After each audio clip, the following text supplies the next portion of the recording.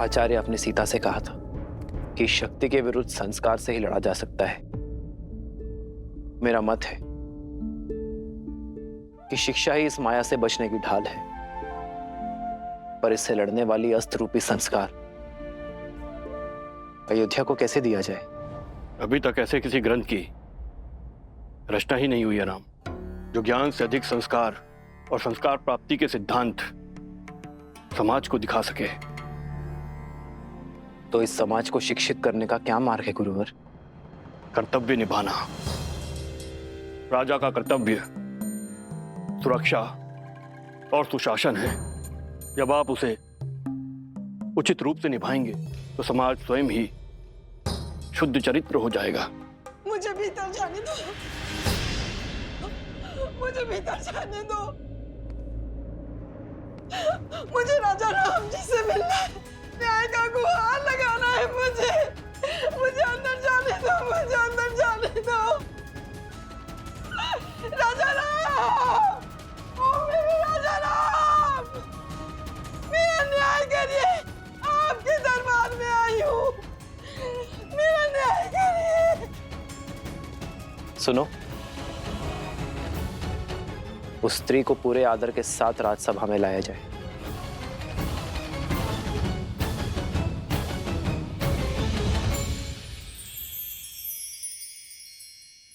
समय आ चुका है, खाओ, अन्यथा राम कहेगा कि मेरी पत्नी का ध्यान नहीं रखा।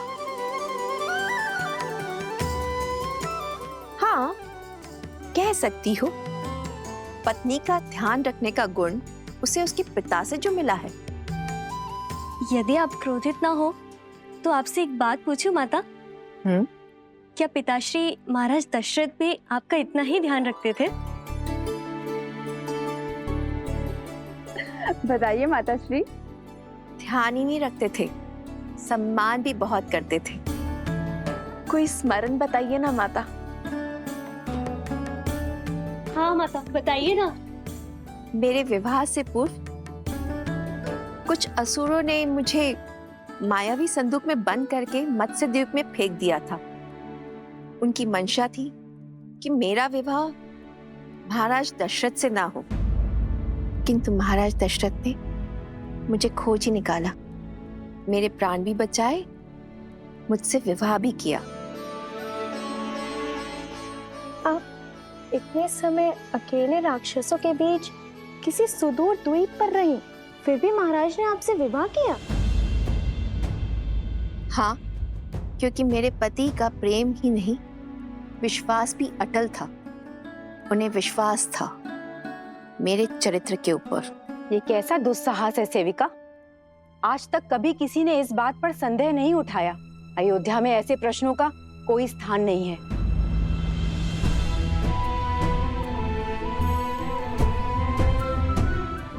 और एक बात, एक पत्नी के चरित्र का प्रमाण उसकी प्रतापी संतान होती है। और एक चेतावनी कान खोलकर सुन लो, फिर कभी ऐसे फूहड़ प्रश्न नहीं उठने चाहिए। जो प्रश्न मन को दूषित करे, उनका भविष्य को दूषित करना निश्चित है। सतीत्व की दुहाई देने वाली आज मुंह छिपाकर क्यों जा रही है? दशानन जैसा बलि जिसे पाना चाहे उसे छोड़ कैसे सकता है? पर इतने समय रावण के पास रहने के बाद अब मुख छुपा रही है।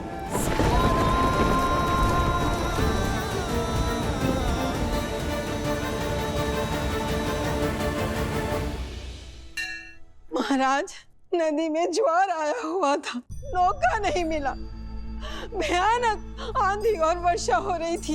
इसी कारण मैं अंधकार के पूर्व घर न लौट सकी। सिर्फ इसीलिए मेरे पति ने मेरा बहिष्कार कर दिया। पूरी रात मैं बिना खाए पिए तट पर बैठी रही, और मेरे पति का कहना है कि मैं नाव चला के स्वयं क्यों नहीं चली आई, खाली मटके के सहारे नदी पार क्यों नहीं कर ली, या मैं डूबकर मर क्यों नहीं गई। महाराज, मैं उनका संदेह कैसे दूर करूं, कैसे सिद्ध करूं कि इनके अतिरिक्त मेरे इस मन में किसी और का स्थान है ही नहीं। एक नारी के लिए इससे बड़ा लालचन और कुछ नहीं है महाराज। मैं जानती हूँ आत्महत्या से बड़ा और कोई पाप नहीं। मैं वही पाप यहाँ करने आई हूँ महाराज। चयन आपको करना है महाराज। या तो आप न्याय कीजिए या तो फिर मुझे आत्महत्या करने की अनुमति दीजिए महाराज, अनुमति दीजिए।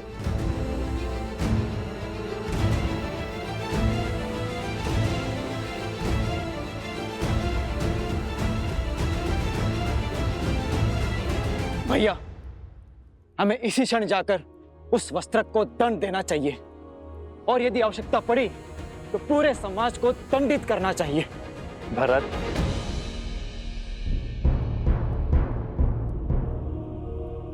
अपने सत्य का कोई साक्षी है आपके पास?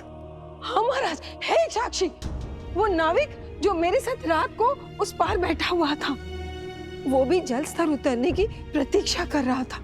और प्रातःकाल जब सब लोग जा रहे थे, उन सब ने देखा था कि हम दूर दूर बैठे थे।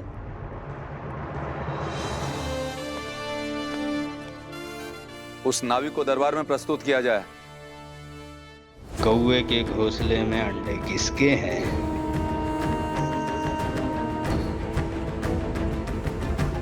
किसने बोला? बोलो, किसने बोला? तुम्हारे मंत्रियों और अधिकारियों में लोभ और लालच भर दूंगा। प्रजा के मन में अविश्वास और संघर्ष का बीज बो दूंगा।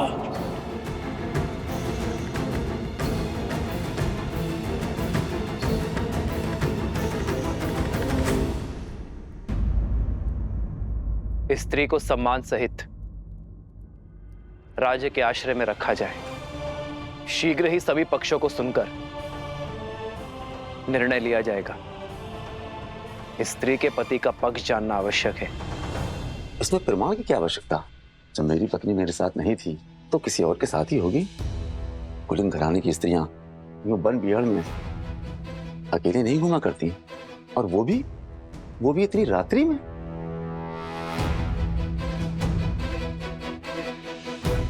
राजकुमार, राजमहल में घटनाएं छुपाना सरल है, क्योंकि भय के मारे वहां कोई कुछ नहीं बोल सकता।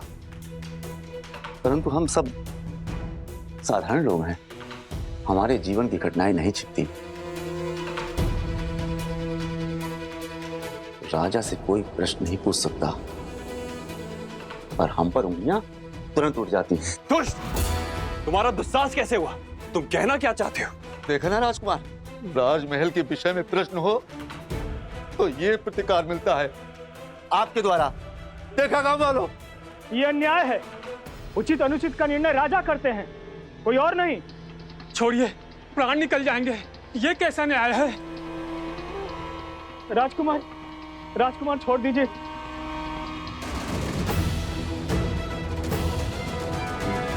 मैं आप सबसे क्षमा मांगता हूं।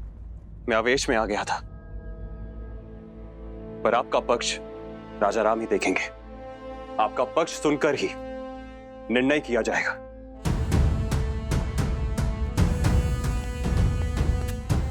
बात इतनी बढ़ गई है, अब महाराज ही न्याय करेंगे।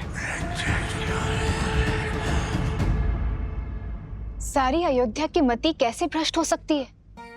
माना कि वस्त्रक के मन में सहस्त्रमुख रावण ने विष खोल दिया, किंतु सारी प्रजा अपने सोचने समझने की क्षमता को भूलकर अनुचित का अनुसरण कैसे कर सकती है? किसी ने कुछ कह दिया, बस उसी सोच को थामे हुए हैं। अनियंत्रित मन और मस्तिष्क दोनों ही विनाश की ओर लेकर जाते हैं, और मनुष्यों की यही दुर्बलता सहस्त्रमुख रावण का बल है। किसी भी मत या विचार को सत्य मानने से पूर्व अपने बड़ों या गुरुजनों से उसके औचित्य का प्रमाण अवश्य लेना चाहिए। परंतु लोग अपने भीतर विद्यमान अहंकार की बेड़ियों के रहते ऐसा नहीं कर पाते, और अपने अपने तथ्यों को सत्य मान अपने अपने निष्कर्ष निकाल बैठते। कुछ ऐसा ही हो रहा है अयोध्या की प्रजा के साथ। अब सिया राम का अगला युद्ध इसी सोच के विरुद्ध होगा। ये द्वंद्व ही है उनके जीवन का अगला पड़ाव। सिया राम, सिया राम।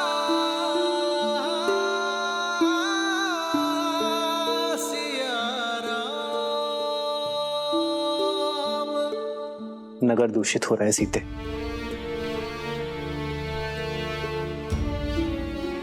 आज एक स्त्री को उसके पति ने केवल इसलिए घर से निकाल दिया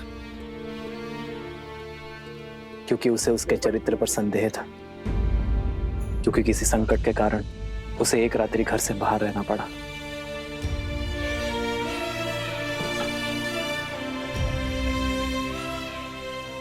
जैसे इस पात्र पर कालिक जमी है,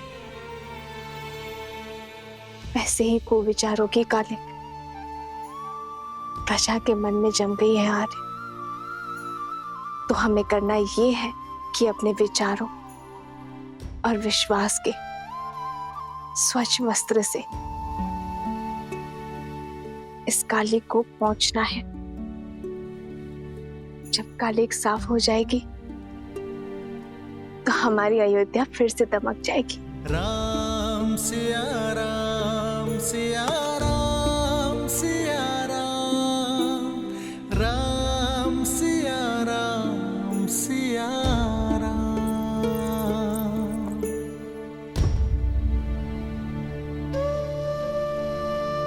अयोध्या हमारी है आर्य, ये नगर हमारा है आर्य। यदि यहाँ कोई समस्या है तो ये हमारा कर्तव्य है कि हम हर गली में जाकर प्रजा की स्थिति देखें।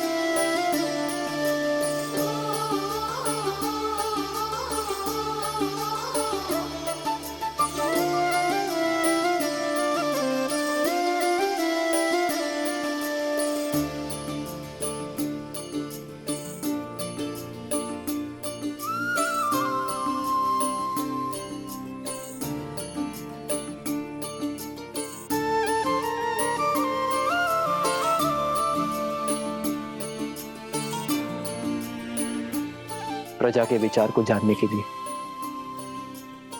प्रजा का अंग बनना होगा सीते। जो एक राजा के आगे अपनी बात खुलकर नहीं कह पाएंगे, वो एक साधारण नागरिक के आगे अपनी बात कभी नहीं छुपाएंगे। प्रतिदिन आप पर गर्व बढ़ता ही जाता है आर्य। आप जितने अच्छे पति और पुत्र हैं, उससे भी अच्छे राजा हैं।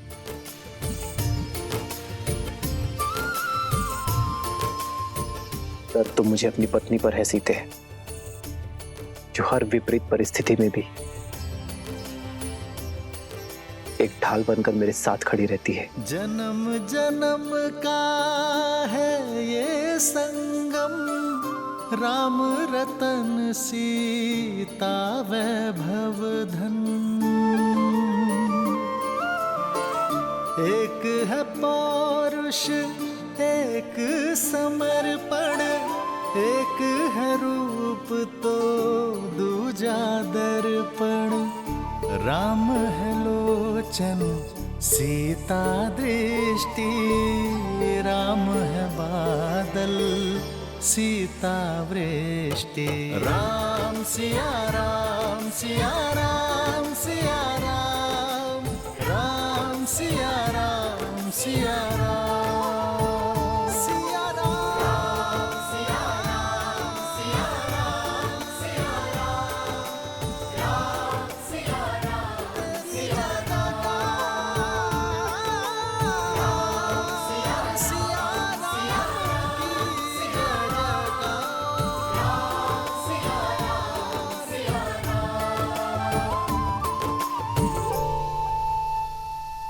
हे महादेव, श्री राम को इस युद्ध में विजय देना। अयोध्या को हर संकट से बचा।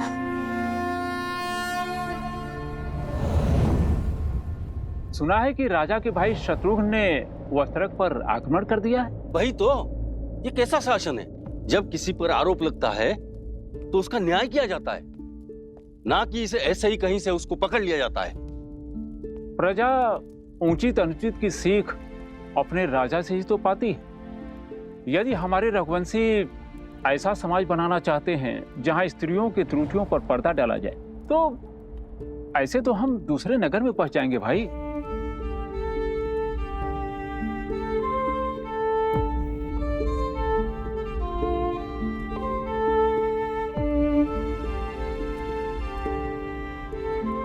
भैया, ये लौकी और कुछ शाक दे देना।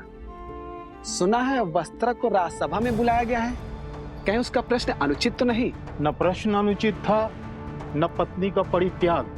खाने की वस्तुएं भी पवित्र है या नहीं है जांचा जाता है, परंतु पत्नी की पवित्रता कैसे जांचें? पवित्रता का प्रमाण तो खोजना होगा, अन्यथा हम अपनी पत्नी पर संदेह करेंगे और उनसे प्रश्न करेंगे और हमारे भले पूरे परिवार नष्ट हो जाएंगे।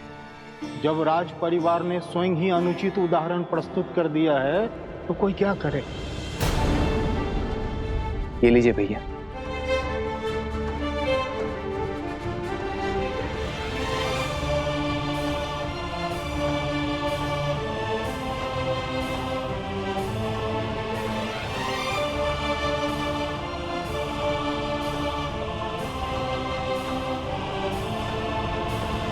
संस्कार से ही इसे पराजित किया जा सकता है। ऐसे संस्कार जो व्यक्ति की चेतना को पवित्र करे और समस्त संसार में संस्कारों को स्थापित करती है, स्त्री शक्ति, अर्थात इस भयंकर असुर को केवल एक स्त्री शक्ति ही पराजित कर सकती है।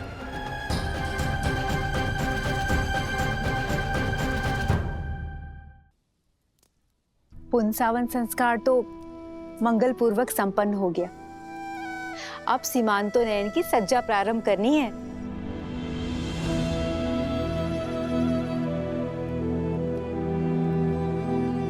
सीता,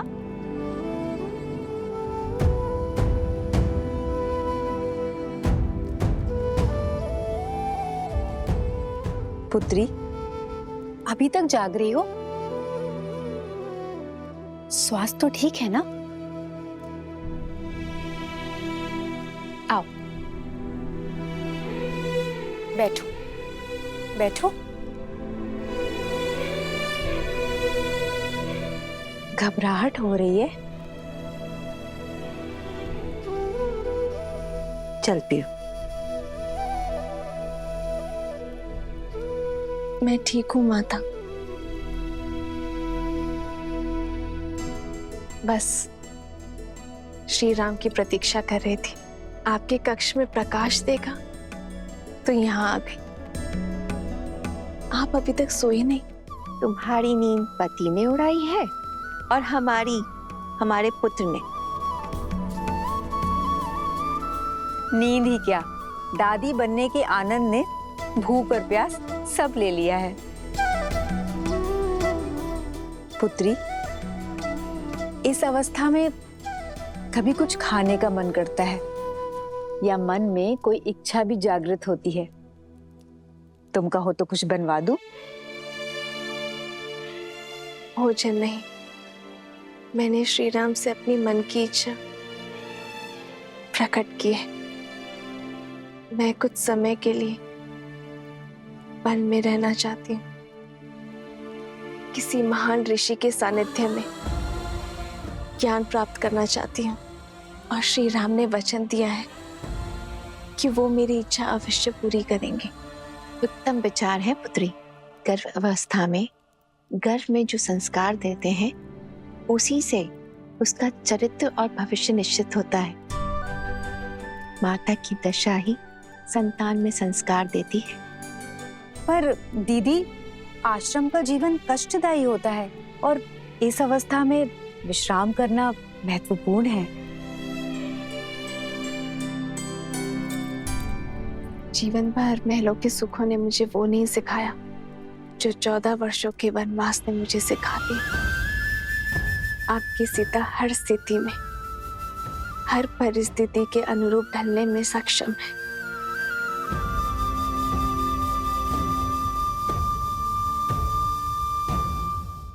भाइयों, ये सारा दोष इन नाविकों का है, तो धारा पार कराने की आड़ में अपना दूषित खेल खेलते हैं।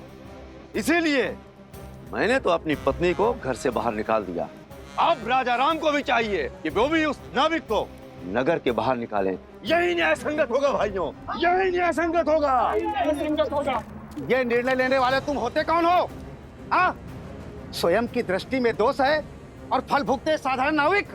यदि अपनी पत्नी पर विश्वास नहीं था तो क्यों उसे आने दिया अकेले? अरे सुरक्षा के लिए साथ आना था ना। एक तो चोरी और मुझे डांट दिखाई। हाथ मत लगाना। तो क्या लाश से काम लूं? मारो मारो मारो मारो मारो। रुकिए, क्या कर रहे हैं आप लोग?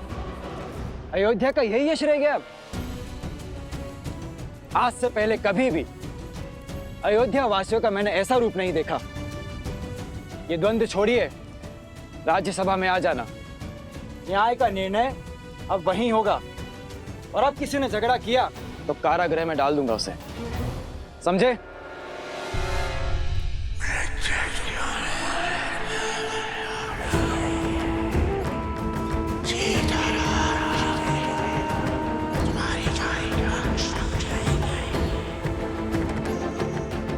कल का दिन मेरे राज्य के लिए बहुत कठिन होगा। मुझे एक कठिन और कटु निर्णय लेना होगा।